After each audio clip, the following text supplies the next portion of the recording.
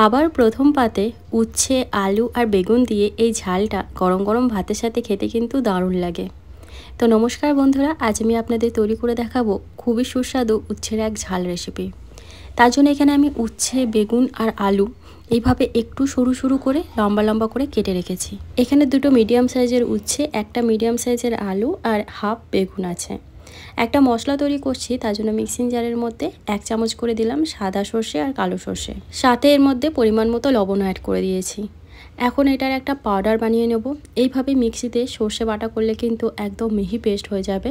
তো এই যে একদম পাউডার তৈরি করে নিয়েছি। এরপর এর মধ্যে কাঁচা লঙ্কা আর জল দিয়ে একটা স্মুথ পেস্ট তৈরি করে নেব। রান্নাটা করার জন্য কড়াইতে দিচ্ছি সর্ষের তেল। এক এক করে উচ্ছে আলু আর বেগুন এর মধ্যে ভেজে নেব। তো প্রথমেই আমি উচ্ছেগুলো ভেজে নিচ্ছি। উচ্ছের মধ্যে অল্প পরিমাণে লবণ আর হলুদ দিয়ে ভেজে নিচ্ছি। আর উচ্ছেটাই কিন্তু এখন একটু লাল করেই ভেজে নিতে হবে, এতে করে উচ্ছের যে তেতো ভাবটা আছে সেটা অনেকটাই কমে আসবে। তো এই যে উচ্ছেটাকে আমি বেশ লাল করে ভেজে নিয়েছি, এখন তুলে নেব।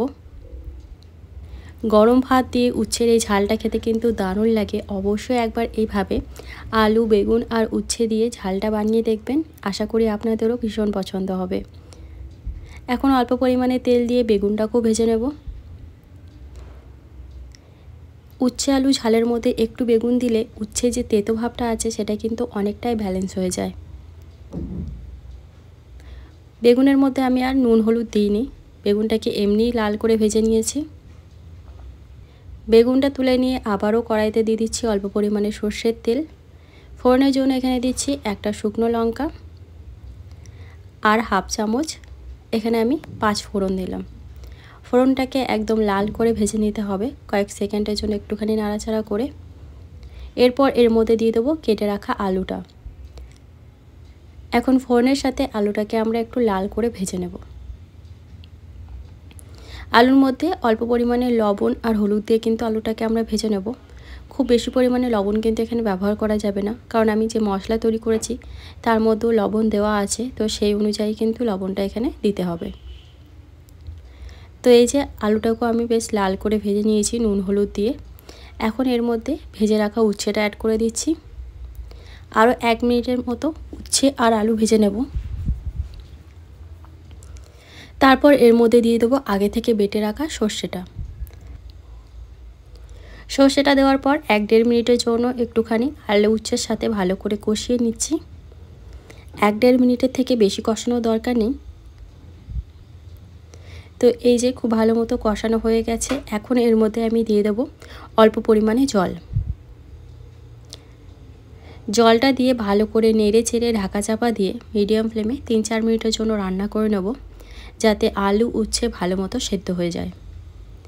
বেগুনটা যেহেতু ভাজাই আছে, তাই এখন দিলে কিন্তু খুব বেশি গলে যাবে, তাই বেগুনটা একদম শেষে দেবো।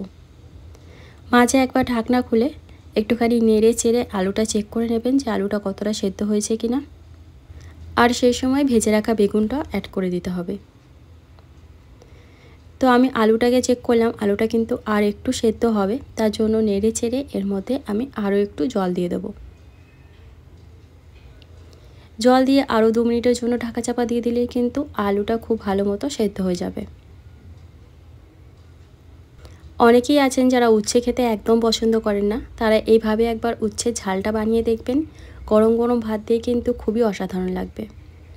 তো এই যে আমি আরও 2-3 মিনিটের জন্য রান্না করে নিয়েছি, আর এখন কিন্তু আলুটা একদম পুরো সেদ্ধ হয়ে গেছে, মানে সব কিছুই খুব সুন্দরভাবে সেদ্ধ হয়ে গেছে। এখন খুন্তি দিয়ে এইভাবে একটুখানি ঘেঁটে দিচ্ছি, যাতে চচ্চড়িটা একটু থকথকে হয় এই ঝালটা।